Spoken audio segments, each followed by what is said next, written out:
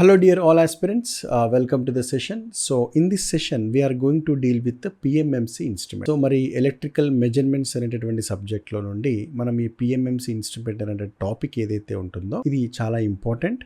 అదేవిధంగా జనరల్గా మనం విద్యార్థులు ఎవరైతే ఏఈ ఎగ్జామ్ అయినా లేకపోతే ఏడబ్ల్యూ ఎగ్జామ్, సబ్ ఇంజనీర్ ఎగ్జామ్ లేదా జేఎల్ఎం ఎగ్జామ్ లేదా ఆర్ఆర్బి జేఈ ఎగ్జామ్ ప్రిపేర్ అవుతున్నటువంటి విద్యార్థులకి ఈ టాపిక్లో నుండి ఖచ్చితంగా 1 మార్క్ క్వశ్చన్ వచ్చే అవకాశం ఉంటుంది. ఓకేనా? So let us start with the PMMC instrument. So ఈ PMMC ఇన్స్ట్రుమెంట్ ఏదైతే ఉంటుందో దాన్ని చాలా బేసిక్ లెవెల్ నుండి మనము కన్స్ట్రక్షన్ ఏంటి, ప్రిన్సిపల్ ఆఫ్ ఆపరేషన్ ఏంటి, అదేవిధంగా advantage, disadvantage and also applications ఎలా ఉంటాయో చూసే ప్రయత్నం చేద్దాము. మరి నెక్స్ట్ వీడియో వచ్చేసరికి మనం ఈ యొక్క PMMC ఇన్స్ట్రుమెంట్ యొక్క ఎక్స్టెన్షన్ ఏదైతే ఉంటుందో ఆ పాయింట్ ఆఫ్ వ్యూలో చూద్దాం. ఓకేనా? So let us start basic level నుంచి స్టార్ట్ చేస్తున్నాను. ఓకేనా? రైట్. సో జనరల్గా మన PMMC ఇన్స్ట్రుమెంట్ అనేసరికి permanent magnet moving coil. Understand? Permanent magnet moving coil. Understand? Right. So ఇది జనరల్గా మన షార్ట్ ఫామ్లో ఏమని పిలుస్తాం? మనం PMMC ఇన్స్ట్రుమెంట్ అని చెప్పేసి పిలుస్తాం. అయితే ఈ పదంలో మనం గమనించాల్సినటువంటి విషయం ఏదైతే ఉంటుందో, ఫస్ట్ పర్మనెంట్ మ్యాగ్నెట్ అనే పదాన్ని ఇక్కడ మీరు గమనించండి, మరియు మూవింగ్ కాయిల్ అనేటటువంటి పదాన్ని ఇక్కడ గమనించండి. Point number 1. అయితే ఈ పర్మనెంట్ మ్యాగ్నెట్ ఏదైతే ఉంటుందో దానికి సంబంధించినటువంటి కొంత ఇన్ఫర్మేషన్ ఇక్కడ రాసే ప్రయత్నం చేస్తాం. సో జనరల్గా మీకు తెలుసు పర్మనెంట్ మ్యాగ్నెట్ ఏదైతే ఉంటుందో అది ఏ మెటీరియల్ నుండి తయారు చేయబడుతుందండి? It is nothing but made from hard ferro magnetic material. Hard ferro magnetic material. Understand? So hard ferro magnetic material నుండి తయారు చేయబడుతుంది మెటీరియల్. అండర్స్టాండ్? సార్ మరి హార్డ్ ఫెర్రో మ్యాగ్నెటిక్ మెటీరియల్ సంబంధించి ఏమైనా ఎగ్జాంపుల్స్ ఉన్నాయా అంటే, ఉదాహరణకి దేంతో తయారు చేయబోతుందంటే ఆల్ నికోనా గుర్తుపెట్టుకోండి, ఆల్ నికో. రైట్. అదేవిధంగా మీరు ఈ హార్డ్ ఫెర్రో మ్యాగ్నెటిక్ మెటీరియల్ గురించి మీరు ఎప్పుడైనా BH కరువు చూసారనుకోండి, ఆ BH కరువు కానీ BH లూప్ కానీ సైజ్ చాలా ఎక్కువగా ఉంటుంది, రిటెంటివిటీ ఎక్కువగా ఉంటుంది, అదేవిధంగా కోహసివ్ ఫోర్స్ కూడా ఎక్కువగా ఉంటుంది కదా. So let me write that point here. That is a very high cohesive ఫోర్స్ని మనం గమనించవచ్చు. మరి ఈ యొక్క రూపం ఏదైతే ఉంటుందో అది ఎలా ఉంటుంది అని అడిగారనుకోండి, అది యూ షేప్లో ఉంటుంది. ఏ షేప్లో ఉంటుందండి? ఇది U shaped permanent magnet. Understand? అదేవిధంగా మీరు ఇంకొక పాయింట్ గమనించి అండర్స్టాండ్, ఈ యొక్క పర్మనెంట్ మ్యాగ్నెట్ ఏదైతే ఉంటుందో అది ఉత్పత్తి చేసేటటువంటి మ్యాగ్నెటిక్ ఫీల్డ్ ఏదైతే ఉంటుందో అది చాలా చాలా స్ట్రాంగ్ ఉంటుందన్నమాట.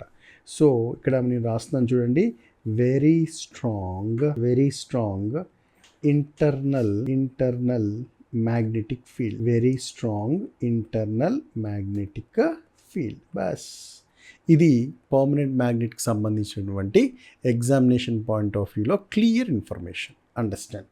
Clear? So this is about permanent magnet. Right. ఇప్పుడు మీరు గమనించారనుకోండి, ఫర్ ఎగ్జాంపుల్ మూవింగ్ కాయిల్. రెండోది ఏంటి? Moving coil. ఓకేనా? So let me write regarding the moving coil concept. Right. So ఇక్కడ మీరు మూవింగ్ కాయిల్ గమనించారనుకోండి, జనరల్గా ఈ మూవింగ్ కాయిల్ ఏదైతే ఉంటుందో అది దేంతో తయారు చేయబడుతుంది అంటే కాపర్ మెటీరియల్తో తయారు చేయబడుతుంది. అండర్స్టాండ్? సో మరి ఈ తయారు చేయబడుతుంది కరెక్టే, కానీ ఈ కాపర్ కాయిల్ యొక్క పనితనం ఏంటి? ఈ కాపర్ కాయిల్ లేదా మూవింగ్ కాయిల్ యొక్క పనితనం ఏంటయ్యా అంటే, ఇట్ క్యారీ కరెంట్.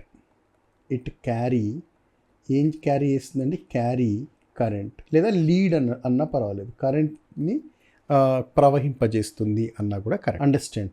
అండ్ మరి ఈ మూవింగ్ కాయిల్ ఏదైతే ఉంటుందో మేడప్ ఆఫ్ కాపర్, అదేవిధంగా దాని గుండా కరెంటుని ప్రవహింపజేస్తుంది, దాని గుండా టార్క్ని ఉత్పత్తి చేస్తుంది. కాబట్టి ఆ ఉత్పత్తి చేయు టార్క్ ఏదైతే ఉంటుందో దాన్ని డిఫ్లెక్టింగ్ టార్క్ అనే పదాన్ని వాడతాము. That is nothing but TD. Clear my point? Okay.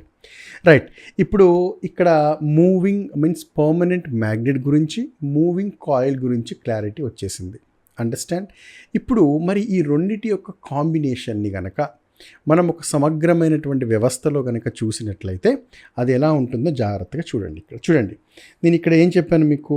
సింపుల్గా యూ షేప్డ్ పర్మనెంట్ మ్యాగ్నెట్ అని చెప్పాను. This is U shaped permanent magnet. Understand first point. Next మీరు గమనించారనుకోండి, ఇక్కడ ఏదైతే కనిపిస్తుందో it is nothing but coil. ఇది సెకండ్ పాయింట్, మూవింగ్ కాయిల్. ఎందుకంటే అది మూవ్ అయ్యేటటువంటి వ్యవస్థలో ఉంది కాబట్టి అది moving coil. Simple, understand. So ఇక్కడ U shaped permanent magnet and as well as ఇక్కడ మూవింగ్ కాయిల్. అండర్స్టాండ్. అయితే మరి కాయిల్ని చుట్టాలి అంటే ఆ చుట్టేటటువంటి ఒక బేస్ కావాలి కదా మనకి. సేసార్ను మనకి ఏం కావాలి? బేస్ కావాలి. సో ఆ బేస్ ఒక రెక్టాంగులర్ రూపంలో ఉండేటటువంటి ఒక బేస్ని మనం క్రియేట్ చేసి దానిపైన కాయిల్ని చుడతాము. సో ఈ యొక్క బేస్ ఏదైతే ఉంటుందో దీన్ని మనం ఏమంటాము అంటే ఫార్మర్ అనే పదాన్ని అండర్స్టాండ్. ఏమంటాం దీన్ని? ఫార్మర్. చూసారు కదా, గమనిస్తున్నారు ఇక్కడ రెక్టాంగులర్ షేప్లో ఉంది. అండర్స్టాండ్. సో ఈ ఫార్మర్ ఏదైతే ఉందో ఈ ఫార్మర్ జాగ్రత్త చూడండి, దీని గురించి 2 పాయింట్స్ చెప్తాను. ఇది అల్యూమినియంతో తయారు చేయబడి ఉంటుంది. అండర్స్టాండ్, ఓకేనా. సో ఇది ఏం చేస్తుందయ్యా అంటే it provide base for oil లేదా కాపర్ కాయిల్ అన్న. అండర్స్టాండ్. అదేవిధంగా ఎడ్డీ కరెంట్స్ను ఉత్పత్తి చేయుటకు కూడా సహాయపడుతుంది అనమాట. మరి ఎడ్డీ కరెంట్స్ కావాలంటే మనకంటూ ఒక స్పేస్ కావాలి కదా. సో ఇది ఏం చేస్తుందయ్యా అంటే provide eddy current path. Understand. మరి ఎడ్డీ కరెంట్స్ ఉంటేనే కదా మనకి ఎడ్డీ కరెంట్ డాంపింగ్ అనేటటువంటిది ఉత్పత్తి అవుతుంది కదా. సో మనకు ఆ ఎడ్డీ కరెంట్స్ ఉత్పత్తి కావాలి అంటే మనకంటూ ఒక సర్ఫేస్ కావాలి. అది కూడా ఈ యొక్క అల్యూమినియం ఫార్మరే ప్రొవైడ్ చేస్తుంది అనమాట. ఓకేనా, right. So this is the story of. ఇప్పుడు జాగ్రత్తగా ఈ ఫిగర్ని మీరు గమనించారు అంటే ఫ్లక్స్ లైన్స్ ఫ్లోస్ ఫ్రమ్, జనరల్గా మనం అవుట్ ఆఫ్ ద కోర్ అనే పదాన్ని వాడతాము, లేకపోతే మనము అవుట్ సైడ్ ద మ్యాగ్నెట్ అనే పదాన్ని వాడినటువంటి సందర్భంలో flux lines flows from north pole to south pole. Inside the magnet అన్నప్పుడు ఏమంటాం మనం? From south pole to north pole అనే పదం మనం చిన్నప్పుడు మ్యాగ్నెటిక్ సర్క్యూట్స్లో మ్యాగ్నెటిక్ ఫీల్డ్స్లో చూసుంటాం కదా, రైట్. సో ఇక్కడ మీరు జాగ్రత్తగా గమనించాల్సిన విషయం ఏంటయ్యా అంటే ఇక్కడ స్ప్రింగ్, ఇది ఏంటమ్మా ఇక్కడ స్ప్రింగ్, ఓకేనా. ఇది వచ్చేసి స్ప్రింగ్, ఇక్కడ స్ప్రింగ్ అనిపిస్తుంది కదా. Understand. It is nothing but what? Spring. Of course మనకి ఇక్కడ ఎప్పుడైతే ఈ యొక్క మూవింగ్ కాయిల్ అనేది మూవ్ అయినటువంటి సందర్భంలో మనకి ఇక్కడ ఈ స్ప్రింగ్ ఏదైతే ఉంటుందో అది మూవ్ అవుతున్నటువంటి పాయింటర్ని మరి ఆపడానికి ఆపోజిట్గా మరొక టార్క్ని ఉత్పత్తి చేయడానికి వాడతాం కదా, రైట్. జాగ్రత్త చూడండి ఇక్కడ. సో మరి ఈ వ్యవస్థ అంతా కూడా దేనికి కనెక్ట్ అయ్యిందయ్యా అంటే దీన్ని మనం స్పిండిల్ అనే పదాన్ని వాడతాం. స్పిండిల్ అంటే ఏం లేదు, అది మూవ్ అవుతుంది కాబట్టి అది ఒక బ్యాక్ బోన్లా భావించండి. ప్రతి మూవ్ అయ్యేటటువంటి వ్యవస్థ కూడా ఈ యొక్క స్పిండిల్ పైనే మనం సెట్ చేసి పెడతాం అనమాట. సింపుల్, ఒక బ్యాక్ బోన్ అనుకోండి సింపుల్గా, right. It is nothing but what? Spindle. Understand. ఇక చూసారా, ఇది స్పిండిల్. Understand, right. ఇది వచ్చేసి ఏంటి? Rectangular former. దానిపైన ఏం చుట్టేసాము? ఒక కాపర్ కాయిల్. ఇది వచ్చేసి ఏంటి? ఇది U shaped permanent magnet. Clear my point, right. ఇక్కడ వచ్చేసి చూడండి అమ్మా స్ప్రింగ్స్, ఇది స్ప్రింగ్స్ అనమాట. Understand, right. సో ఇది springs, these are nothing but springs. Okay, right. So ఇప్పుడు దీనికి సంబంధించి మరొక ఫిగర్లో మనకు కొంచెం కన్స్ట్రక్షన్ క్లారిటీ వచ్చేటట్టుగా చూద్దాం ఒకసారి చూడండి. సో మరి ఇక్కడ జాగ్రత్తగా గమనించినట్టంటే అంటే ఒరిజినల్గా ఇన్స్ట్రుమెంట్ కనుక తయారు చేయ విధానంలో ఆ వ్యవస్థ ఎలా ఉంటుందో ఒకసారి చూసే ప్రయత్నం చేయండి ఇక్కడ, ఓకేనా. సో ఇక్కడ జాగ్రత్తగా చూడండి, ఇంతకుముందు ఏదైతే చూసామో ఇది వచ్చేసి spindle. Understand. This is nothing but what? Spindle. Okay, దీనికి ఏం కనెక్ట్ అయి ఉంది? ఒక pointer. Understand. This is nothing but what? Pointer. So ఈ నెక్స్ట్ ఇది వచ్చేసి ఏంటి? Scale. This is nothing but scale. Next ఈ పాయింటర్ కింద మనం ఒక మిర్రర్ని అరేంజ్ చేసి పెట్టాం. అండర్స్టాండ్. సో అంటే మనం ఎప్పుడైనా సరే ఒక రీడింగ్ చూసేటటువంటి విధానంలో పొరపాట్లు చేసేటువంటి అవకాశం ఉంటుంది. అంటే ఉదాహరణకి నువ్వు చూసేటటువంటి విధానము ఒకవైపు నుంచి ఒకలాగా అనిపిస్తుంది, మరోవైపు నుంచి కొంచెం ఇంకొకలా అనిపిస్తుంది. అంటే మనం చూసేటటువంటి విధానంలో మనం పొరపాటు చేసినటువంటి సందర్భంలో వచ్చేటటువంటి రీడింగ్స్ కొంత ఎర్రర్ ఉండేటటువంటి అవకాశం ఉంటుంది. కాబట్టి అటువంటి ఎర్రర్ని తొలగించడానికి ఎర్రర్స్ని ఏమంటాము అంటే పారలాక్స్ ఎర్రర్ అనేటటువంటి పదాన్ని వాడడం జరుగుతుంది. అటువంటి ఎర్రర్స్ని తొలగించడానికి మనం ఏం చేస్తాము అంటే ఈ యొక్క పాయింటర్ కింద మనం ఒక మిర్రర్ అరేంజ్మెంట్ చేసి మనం యొక్క పారలాక్స్ ఎర్రర్ని తొలగించే ప్రయత్నం చేద్దాం. ఓకేనా, రైట్. సో నెక్స్ట్ ఇక్కడ జాగ్రత్త చూడండి, ఇక్కడ చూసారా హెయిర్ స్ప్రింగ్ అని చెప్పేసి ఉన్నది ఇక్కడ. సో ఇంతకుముందు వ్యవస్థలో కూడా మనము స్పిండిల్ దగ్గర స్ప్రింగ్ చూసాం కదా, సో అదే ఇక్కడ స్ప్రింగ్ అనమాట. అక్కడ ఒక స్ప్రింగ్ ఉంటుంది, కింద ఒక స్ప్రింగ్, 2 స్ప్రింగ్స్ ఉంటాయి. అండర్స్టాండ్. నెక్స్ట్ పర్మనెంట్ మ్యాగ్నెట్ అని చెప్పి చూసాం కదా. సో ఇది north pole, south pole permanent magnet. ఈ 2 మ్యాగ్నెట్స్ మధ్యలో ఈ యొక్క మూవింగ్ కాయిల్ ఏదైతే ఉంటుందో, ఇక్కడ మూవింగ్ కాయిల్ అనే వ్యవస్థ, అంటే మూవింగ్ కాయిల్ అంటే మూవ్ అవ్వడానికి మనకి ఇక్కడ మూవింగ్ కాయిల్ ఉంటుంది అనమాట. Clear my point. So deflecting torque ఎక్కడ ఉత్పత్తి అవుతుంది అన్నప్పుడు మూవింగ్ కాయిల్ మీద ఉత్పత్తి అవుతుంది. అది ఏ ప్రిన్సిపల్ మీద మూవ్ అవుతుంది అన్నప్పుడు మనకు సింపుల్గా మన చిన్నప్పటి నుంచి చదివినటువంటి పాయింట్ ఏదైతే ఉంటుందో అదే పాయింట్. ఏంటది? మోటరింగ్ ప్రిన్సిపల్ అంటాం సింపుల్గా, అవునా కదా. లేదా లారెన్స్ ఫోర్స్ ఉత్పత్తి అనేటటువంటి పాయింట్ కూడా మాట్లాడతాం. ఏంటయ్యా అంటే, when a current carrying conductor placed in a magnetic field such conductor can experience A force. Simple, ఒకటే ఒక లైన్.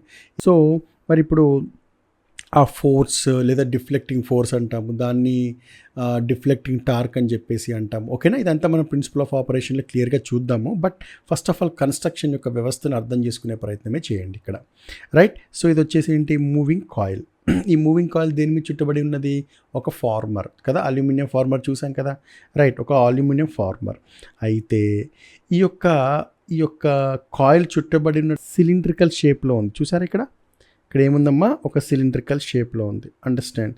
దాన్ని ఏమంటాము అంటే స్టేషనరీ కోర్ లేదా స్టేషనరీ ఐరన్ కోర్ అందాం. స్టేషనరీ ఐరన్ కోర్ అనే పదాన్ని ఇక్కడ మనం వాడతాం. ఈ స్టేషనరీ ఐరన్ కోర్ ఏదైతే ఉంటుందో ఇది యొక్క రూపం చూసారనుకోండి, సిలిండ్రికల్ ఇన్ షేప్. ఈ సిలిండ్రికల్ షేప్ అనేది ఏం ప్రొవైడ్ చేస్తుందంటే radial distribution of flux. Understand. Radial distribution of flux అంటే సింపుల్గా మనం ఆ యొక్క సిలిండ్రికల్ షేప్ ఏదైతే ఉంటుందో, సో ప్రతి ఫ్లక్స్ లైన్ కూడా మరి సెంటర్ ఆఫ్ ద సిలిండర్ నుంచి పాస్ అవుతున్నట్టు ఈ యొక్క నమూనా అనమాట. ఓకేనా. So radial distribution of flux. Okay. Next ఇది ఏం ప్రొవైడ్ చేస్తుందయ్యా అంటే ప్రొవైడ్ లో రిలక్టెన్స్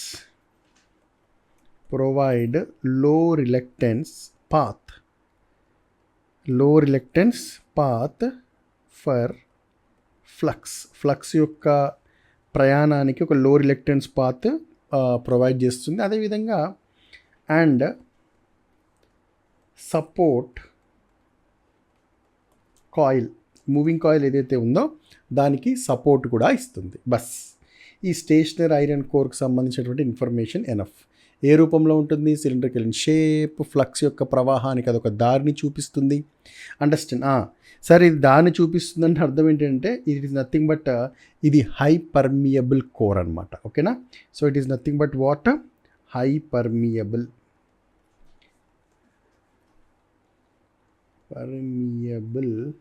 కోర్.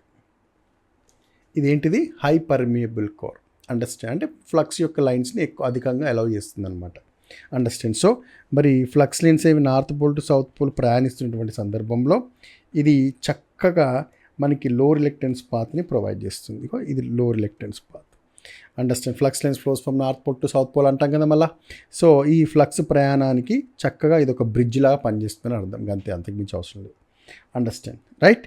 సో అందుకే మరి పర్మనెంట్ మ్యాగ్నెట్లో కానీ గమనించినట్లయితే ఫ్లక్స్ డెన్సిటీ యొక్క విలువ చాలా సూపర్గా ఉంటుంది అనమాట. అండర్స్టాండ్. అంటే 0.1 వెబర్ నుంచి 1 వెబర్ అట్లా.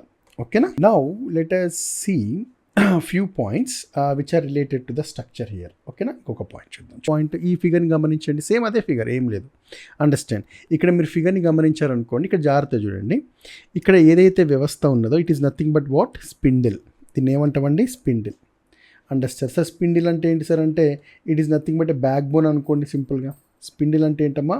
It is nothing but a back bone. It is nothing but a spindle. ఇక్కడ రాస్తున్నాను చూడండి. స్పిండిల్ అంటే తిరిగేటటువంటి వ్యవస్థ ఏదైతే ఉంటుందో ప్రతిదీ కూడా దీనికే కనెక్ట్ అయి ఉంటుంది అనమాట. అయితే ఈ స్పిండిల్కి 2 చివర్లలో ఇక్కడ ఒక చివర, ఇక్కడ ఒక చివర చూసారు ఎలా ఉంది? నైఫ్ ఎడ్జ్లా ఉంది కదా, షార్ప్గా. సో దీన్ని మనం పివోట్ అనే పదాన్ని వాడతాం. ఏమంటాం? పివోట్. ఈ షార్ప్గా ఉన్నటువంటి నైఫ్ ఎడ్జ్ని మనం పివోట్ అనే పదాన్ని వాడతాం. ఎందుకంటే ఈ తిరిగే వ్యవస్థ ఏదైతే ఉంటుందో స్మూత్గా తిరగాలి అంటే ఖచ్చితంగా ఇక్కడ షార్ప్గా ఉంటుంది కదా, హ్యాపీగా తిరుగుతుంది కదా, right. So it is nothing but pivot. ఇంకొక పాయింట్ గమనించినట్లయితే ఇక్కడ ఇక్కడ ఫ్రిక్షన్ యొక్క విలువ తక్కువగా ఉండి చక్కగా తిరగాలి అంటే ఓకేనా, ఇక్కడ మనము ఇక్కడ ఒక బేరింగ్ వ్యవస్థని మనం తయారు చేసి పెడతాం. ఇక్కడ బేరింగ్ వ్యవస్థ అంటాం దీన్ని. అండర్స్టాండ్, బేరింగ్ అనమాట. అండర్స్టాండ్. సో దాన్ని ఏమంటాం మనం, జ్వెల్ బేరింగ్ అంటాం. Understand what we call this as jewel bearing. ఇక్కడ షార్ప్గా ఉన్నదాన్ని ఏమంటాం మనం, నైఫ్ అంటే షార్ప్ ఎడ్జ్ అన్నాను కదా, షార్ప్ ఏదైతే ఉందో దాన్ని పివోట్ అంటాము ఆ స్పిండిల్కి సంబంధించి ఎడ్జెస్లో. అదేవిధంగా ఇక్కడ మనం స్మూత్గా తిరగాలి అంటే ఖచ్చితంగా మనం ఒక జ్వెల్ బేరింగ్స్ని వాడతాం. అండర్స్టాండ్, ఏం వాడతామండి, we are going to use jewel bearings. Okay right. So మరి సార్ జెల్ బేరింగ్ సంబంధించి మీరు కనుక గమనించారంటే ఇక్కడ పాయింట్ చాలా ఇంపార్టెంట్. ఈ జ్వెల్ బేరింగ్ ఏదైతే ఉందో ఇది దేంతో అంటే జనరల్గా జెల్ బేరింగ్ అంటే అది ఏ మెటీరియల్ అడుగుతూ ఉంటాడు. సో అది ఎందుకు అని అడుగుతూ ఉంటాడు అంటే okay to reduce friction. Friction అంటే ఖచ్చితంగా కదిలే దానికి ఖచ్చితంగా ఒక అపోజిషన్ ఫోర్స్ టు ద అంటే రిలేటివ్ మోషన్ ఉంటుంది కాబట్టి దాన్ని తగ్గించడానికి. అయితే ఇది దేంతో, ఈ జ్వెల్ బేరింగ్ దేంతో తయారవుతుంది అనేటటువంటి క్వశ్చన్ కూడా అడుగుతుంటాడు. Understand, it is made up of sapphire. So this is about jewel bearings. Next pointer, చూడండి ఇక్కడ పాయింటర్ అని చూసారా, this is nothing but what pointer. Next ఇది మిర్రర్, ఇంతకుముందు చూసాము ఓకేనా, సేమ్ ఫిగర్ బట్ ఇంకొక రూపంలో, అంతే, ఏం లేదు రైట్. ఇది వచ్చేసి ఏంటి, స్కేల్, రీడింగ్ కోసం అని చెప్పేసి వాడతాం. నెక్స్ట్ ఇక్కడ ఏం వాడుతున్నాం, ఇక్కడ స్ప్రింగ్. అండర్స్టాండ్, కంట్రోలింగ్ టార్క్ ఉత్పత్తి కోసం అని చెప్పేసి మనం స్ప్రింగ్ వాడతాం. ఓకేనా, అంతే కదా. మరి పాయింటర్ ఒక్కసారి ఒకవైపు కదిలింది అనుకోండి, మరొక విలువ దగ్గర ఆగాలి అంటే ఖచ్చితంగా ఈ తిరుగుతున్నటువంటి పాయింటర్కి ఆపోజిట్గా ఒక టార్క్ ఉత్పత్తి అవ్వాలి కాబట్టి మనము ఆపోజిట్ ఫోర్స్ని ఉత్పత్తి చేయడానికి ఇక్కడ స్ప్రింగ్ కంట్రోల్ని వాడతాం, అంతే. అండర్స్టాండ్. సో మరి ఇక్కడ ఈ పాయింటర్ని బ్యాలెన్స్ని మరి పాయింటర్ కంటూ అఫ్కోర్స్ అది లైట్లీ వెయిటెడే, కానీ ఆ పాయింటర్ని బ్యాలెన్స్ చేయడానికి ఒక బ్యాలెన్స్డ్ వెయిట్ అని చెప్పేసి ఒకటి మనము ఇక్కడ అరేంజ్ చేయడం జరుగుతుంది. ఓకేనా రైట్.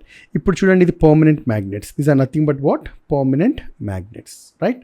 నెక్స్ట్ ఇక్కడ చూడండి ఇక్కడ ఇది వచ్చేసి కోర్ అంటే ఏం కోర్ అమ్మా, ఇది సిలిండ్రికల్ గుర్తుపెట్టుకోవాలి ఈ పాయింట్స్ అన్నీ కూడా రైట్. సో దానిపైన ఏముంటుందమ్మా, ఒక ఫార్మర్ కదా. మరి ఈ ఫార్మర్ యొక్క వ్యవస్థపై ఏం చుట్టబడి ఉంటుందమ్మా, మూవింగ్ కాయిల్ చుట్టబడి ఉంటుంది, బస్ అంతే. సో ఫిగర్లో ప్రతి పాయింట్ క్లారిటీ ఉండాలన్నమాట, ప్రతి పాయింట్. ఓకేనా. సో ఇది జనరల్గా బేసిక్గా కన్స్ట్రక్షన్ సంబంధించి very detailed information. Understand, figure చూసామా, క్లారిటీ వచ్చేసింది మనకి. ఓకేనా రైట్. నెక్స్ట్ దానికి సంబంధించినటువంటి ప్రాక్టికల్ వ్యవస్థ ఎలా ఉంటుందంటే ఓపెన్ చేసి ఇట్లా ఓపిస్తుంది అనమాట సింపుల్గా. అండర్స్టాండ్.